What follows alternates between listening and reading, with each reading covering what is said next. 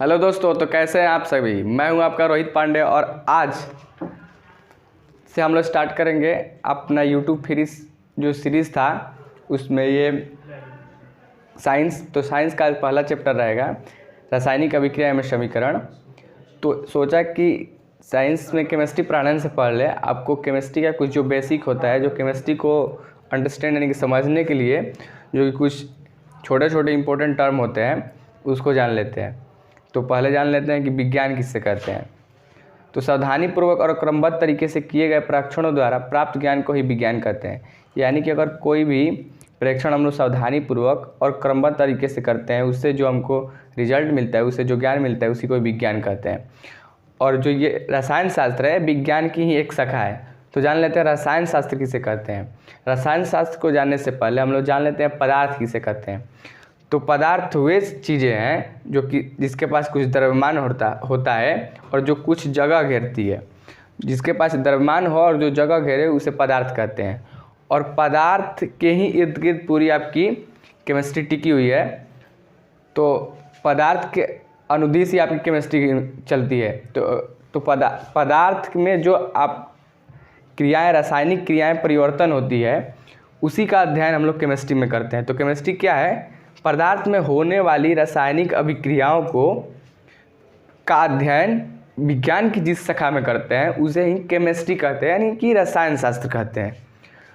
तो ये आप जान लिए विज्ञान किसे कहते हैं, रसायन शास्त्र किसे कहते हैं। अब पदार्थ जान लिए कि पदार्थ किसे कहते हैं। अब पदार्थ एक परमाणु से बना होता है। तो चलिए अणु परमाणु के बारे में जान लेते हैं। तो परमाणु पदार्थ का वह सबसे सूक्ष्मतम कण है जो कि उससे छोटा कुछ भी नहीं होता है। किसी भी पदार्थ को आप तोड़ते जाएंगे, जो अंत में लास्ट में जो आपको एक छोटा कण मिलेगा उसी को परमाणु कहते हैं। अब परमाणु को अब कितना भी कोई भी विधि कर ले, आप उससे छोटा नहीं निकाल सकते किसी पदार्थ से। यानी कि परमाणु क्या है? परमाणु किसी भी पदार्थ का सबसे सूक्ष्मतम इकाई है। यानी कि किसी भी पदार्थ का जो सबसे छोटा पार्ट होता है उसी को परमाणु कहते हैं। अणु किसे कहेंगे? तो अणु परमाणु से ही मिलकर अणु का निर्माण होता है। एक से अधिक परमाणु मिल जाएंगे तो उसको अणु बोलेंगे। तो ये जान लिए परमाणु और अणु के बारे में।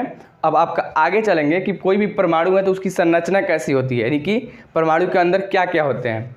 तो कुछ परमाणु की संरचना कुछ इस प्रकार से दिखाई देती है। तो परमाणु के केंद्र में न्यूट्रॉन और प्रोटॉन होते हैं। ये परमाणु के जो सबसे बीच में पार्ट होता है उसको केंद्र बोलते हैं या फिर नाभिक बोलते हैं। यानी कि परमाणु को जो केंद्र में उपस्थित होता है उसको नाभिक बोलते हैं। और नाभिक में होते हैं न्यूट्रॉन प्लस प्रोटॉन।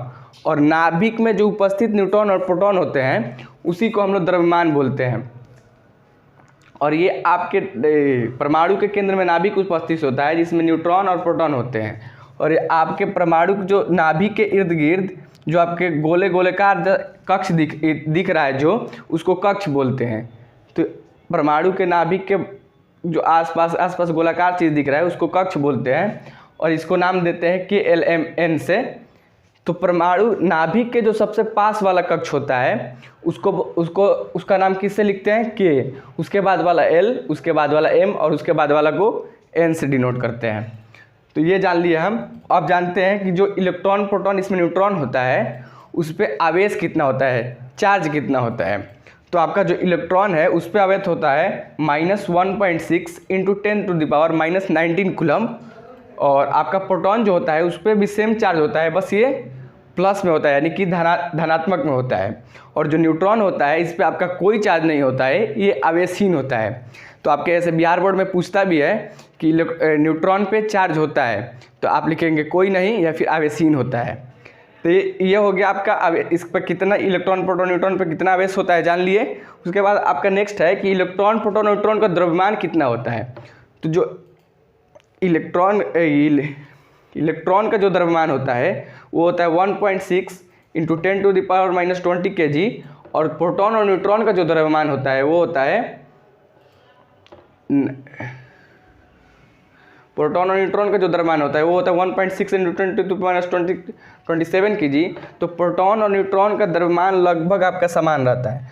प्रोटॉन का द्रव्यमान और न्यूट्रॉन का द्रव्यमान दोनों का द्रव्यमान लगभग समान रहता है 1.67 × -27 kg, और जो इलेक्ट्रॉन का द्रव्यमान होता है वो होता है 9.11 × 10⁻³ kg। तो इलेक्ट्रॉन का द्रव्यमान इतना कम होता है कि उसको परमाणु द्रव्यमान में निग्लिजिबल कर देते हैं, यानी कि उसको नहीं मानते, हटा देते हैं। तो इसीलिए परमाणु का जो द्रव्यमान होता है उसको न्यूट्रॉन और प्रोटॉन की संख्या के बराबर होता है वो। तो आपका अगर किसी परमाणु का जो भी कोई भार होता है उसको केंद्र में रहता है। अगर आपके परमाणु का जितना भी भार हुआ उसके सब मैक्सिमम भार कहाँ होता है? केंद्र में होता है। तो इसीलिए कहा जाता है कि इसकी जो द्रव्यमान संख्या होती है ना, इसके प्रोटॉनों की संख्या और न्यूट्रॉनों की संख्या की बराबर होती है। अब ये जान ली कोई पदार्थ होता है। अब हम लोग को मेन आपको एक और टर्म जानना है जो कि है तत्व। आप पूरा यहाँ इसमें तत्वों के विषय में बात करेंगे। तो तत्व क्या होता है? तत्व, अगर कोई तत्व है उसको तोड़ेंगे तो उसमें एक ही प्रकार का परमाणु दिखाई दिया। अगर किसी चीज़ में अगर कोई चीज़ एक ही तरह की परमाणु से बनी होती है, अगर कोई चीज़ उसमें एक ही तरह का परमाणु हो तो उसे तत्व कहते हैं। जैसे कोयला है, कोयला को आप कितना भी तोड़ेंगे, कितना भी इसमें देखेंगे, उसमें एक ही प्रकार का चीज़ दिखेगा जो है कि कार्बन। तो कोयला कार्बन क्या हुआ? उसका परमाणु हुआ। कार्बन क्या हुआ? तत्व हुआ। और कोयला क्या हुआ? तत्व हुआ। और कार्बन क्या हुआ? उसका परमाणु हुआ। तो ऐसे को तत्व बोलेंगे जिसमें एक ही प्रकार के परमाणु से जो बना होता है उसे तत्व कहते हैं। अब ये जान लिया, अब तत्व को दर्शाते कैसे हैं? तो देखिए तत्व को ऐसे दर्शाते हैं, x नीचे में m और ऊपर में m।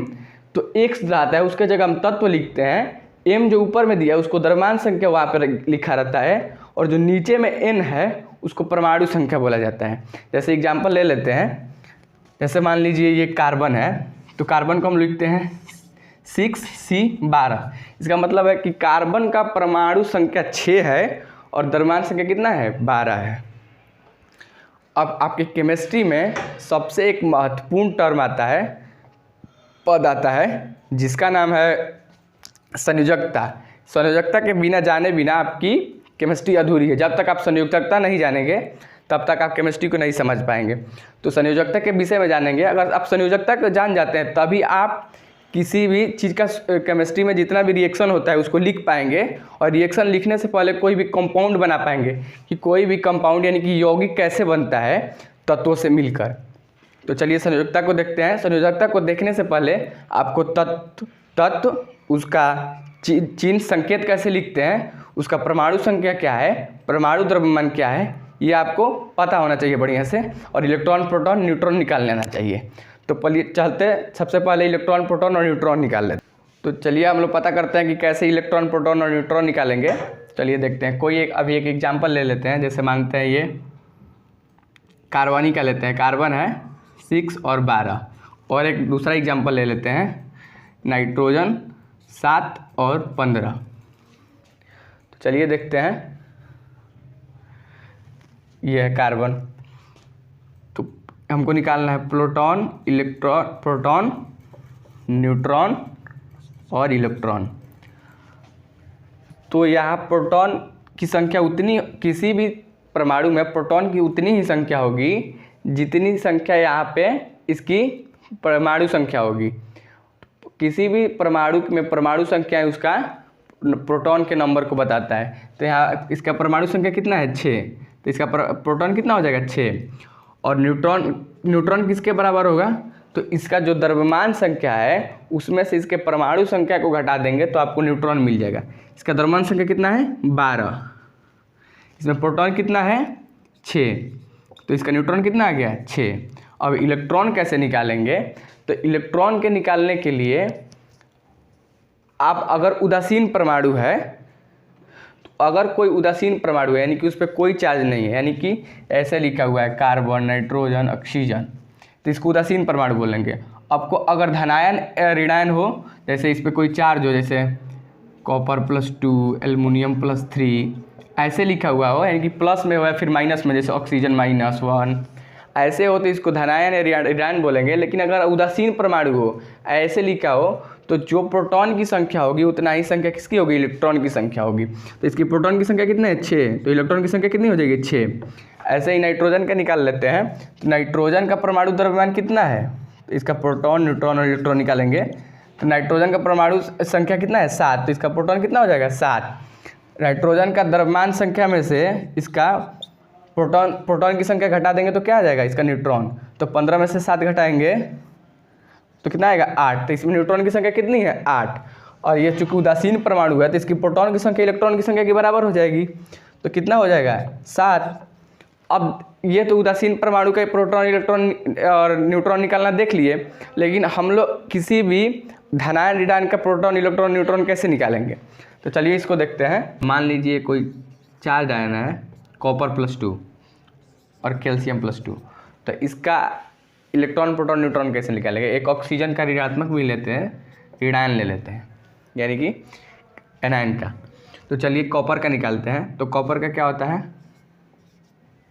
तो कॉपर ज़्यादा दूर हो गया, आपको यहाँ कैल्शियम से लेते हैं। कैल्शियम का ये परमाणु संख्या 20 होता है और परमाणु द्रव्यमान आपका होता है 40, और ऑक्सीजन का आपका परमाणु संख्या होता है 8 और ये होता है 16।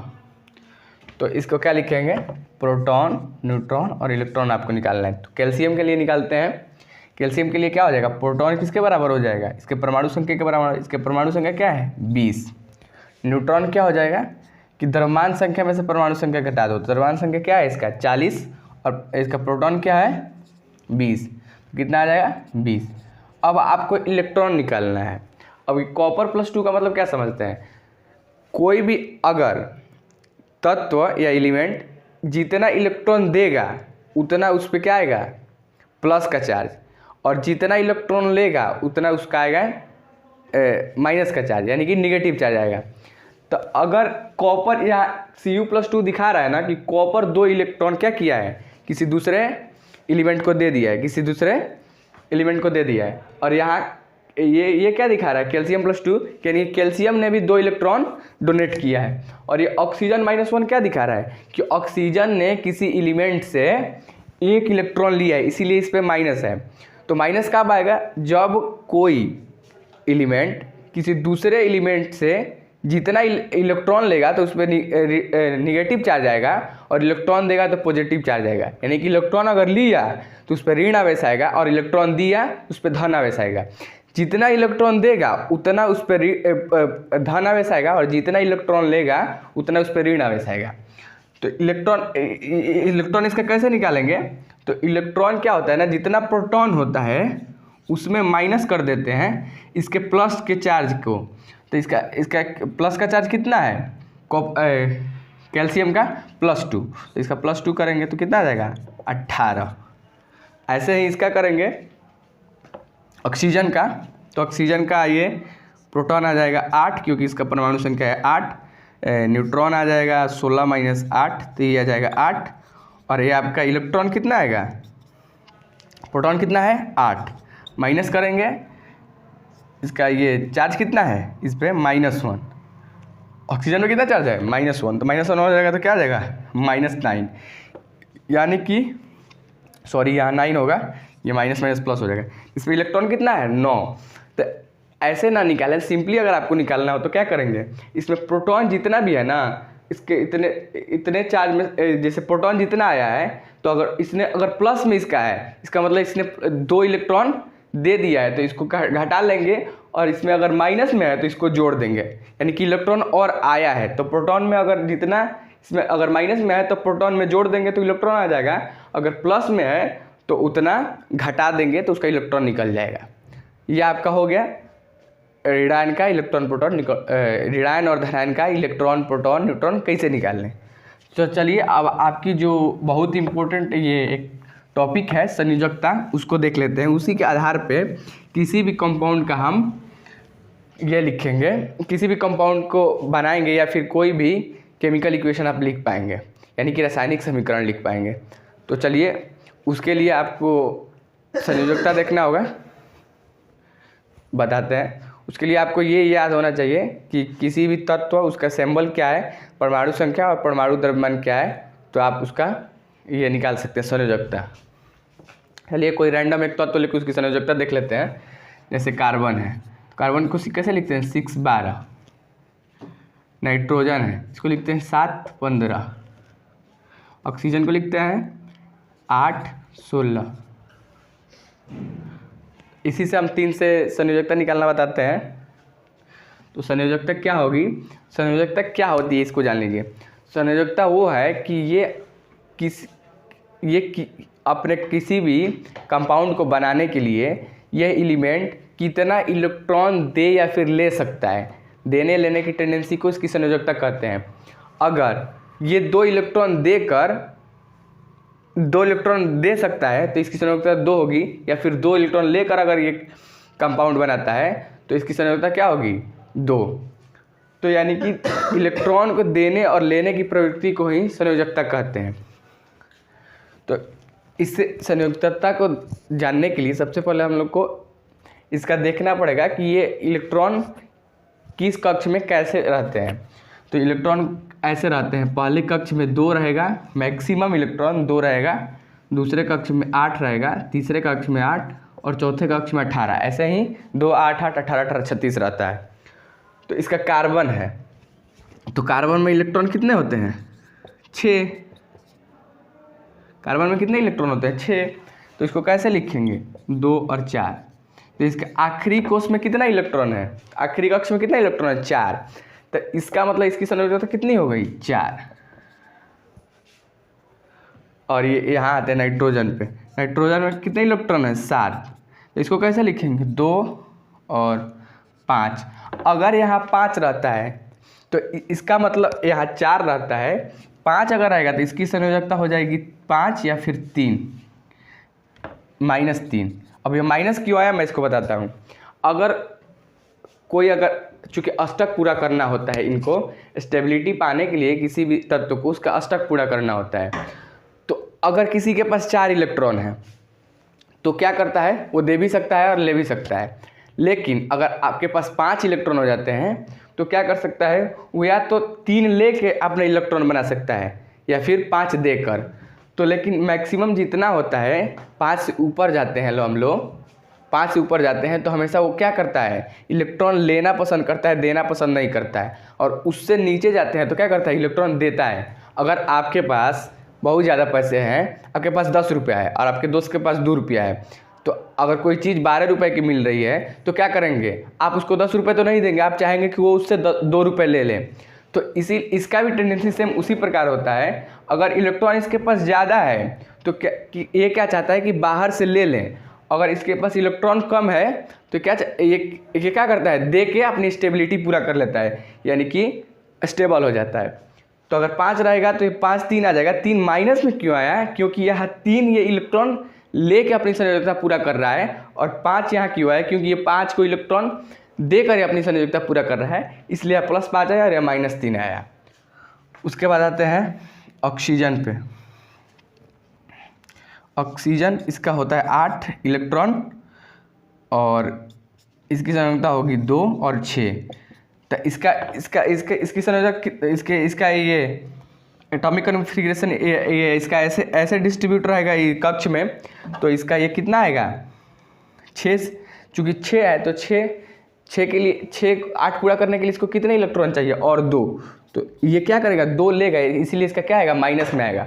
अगर ये 5 से ऊपर जाता है तो इसको 8 में से घटा लेंगे, यानी दूसरे कक्ष में जितने इलेक्ट्रॉन मैक्सिमम आ सकते हैं उसमें से इसको घटा लेंगे तो इसका इलेक्ट्रॉनिक कॉन्फ़िगरेशन मिल जाएगा। अगर 5 से अधिक है तो, 5 से कम है तो उसमें जितना और जितना है उतना लिख देंगे। लेकिन अगर 5 से अधिक है, जैसे यहाँ 4 है, अगर यहाँ 3 रहता तो इसका इलेक्ट्रॉनिक कॉन्फ़िगरेशन 3 ही हो जाता। 4 है तो 4 रहेगा, अगर 5 रहेगा तो 5 के किस में 5 और -3 आ जाता है। लेकिन अगर 5 से बड़ा रहेगा तो 8 में से जितना घटेगा, इसके मैक्सिमम में से जितने इसके यहाँ रहेगा घटाएंगे, जितना आएगा उतना ही यहाँ हो जाएगा और माइनस में होगा, क्योंकि ये अब इलेक्ट्रॉन लेना चाहेगा, देना नहीं चाहेगा। तो ये आपकी संयोजकता हुई।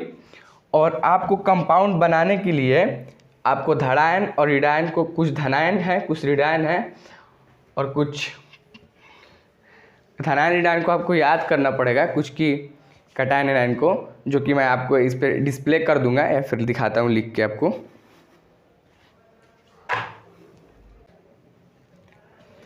तो अब हम देखेंगे कि ये हम कोई भी रासायनिक कोई भी दो तत्व से हम कैसे कोई कंपाउंड यानी कि यौगिक बनाते हैं।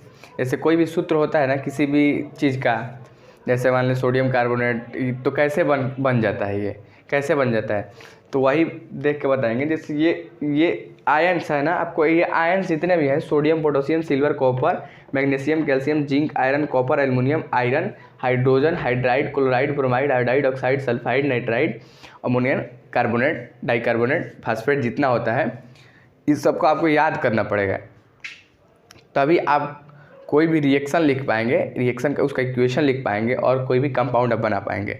तो चलिए कैसे बनाते हैं हम अब बताते हैं आपको। जैसे सोडियम क्लोराइड ले लेते हैं, तो कैसे बनाएंगे सोडियम क्लोराइड। तो पहले क्या है सोडियम, तो यहाँ देख लेंगे हम कि सोडियम का क्या होता है।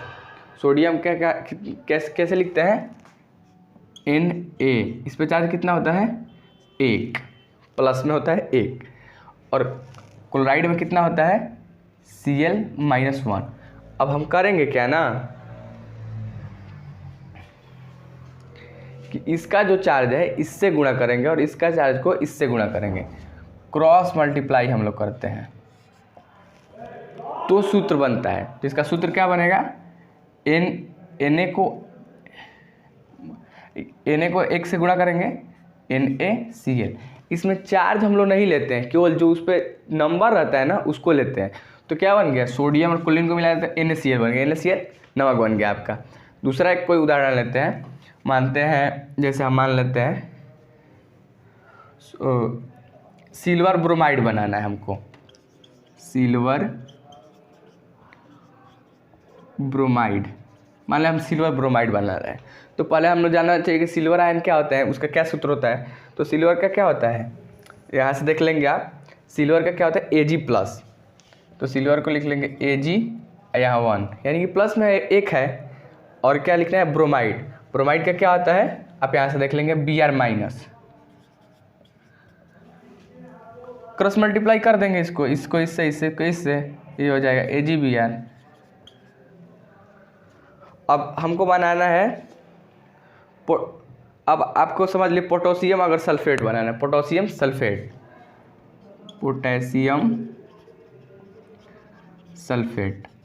तो कैसे बनाएंगे, पहले पोटेशियम का हम लोग क्या जानते हैं K+1 होता है। इस यहाँ 4 से मतलब नहीं है, उस पर कितना ये है पावर है उसको देखेंगे। पोटेशियम का क्या होता है +1, और सल्फेट का क्या होता है SO4 2-। अब इसको क्रॉस मल्टीप्लाई करेंगे तो ये क्या हो जाएगा K2, तो क्या हो जाएगा SO4, पोटेशियम सल्फेट हो गया K2SO4। बहुत ईजी है, ऐसे ही आप कोई भी सूत्र लिख सकते हैं, बना सकते हैं, लेकिन ये तब तक आप नहीं लिख पाएंगे जब तक कि ये आपके पास ये नहीं होगा, आपको ये आयन्स याद नहीं होंगे। आयन्स आपको बिल्कुल याद होना, जैसे ये सल्फेट है तो SO4 2- इसका होता है, ये आपको याद होना चाहिए। आप तभी लिख पाएंगे जब आपको याद हो। जब ये आप लिखना सीख जाएंगे तो ऐसे ही कोई भी रिएक्शन करके आप बना सकते हैं, कोई भी रिएक्शन भी लिख सकते हैं, बहुत आसान है। तो ये आपका यहाँ तक रहा आपका बेसिक। अब हम आपका अगले वीडियो में स्टार्ट करेंगे आपका केमिस्ट्री का चैप्टर 1 रासायनिक अभिक्रिया एवं समीकरण। तो चलिए मिलते हैं, बहुत बहुत धन्यवाद। अपना एक पॉजिटिव कमेंट छोड़िएगा, धन्यवाद।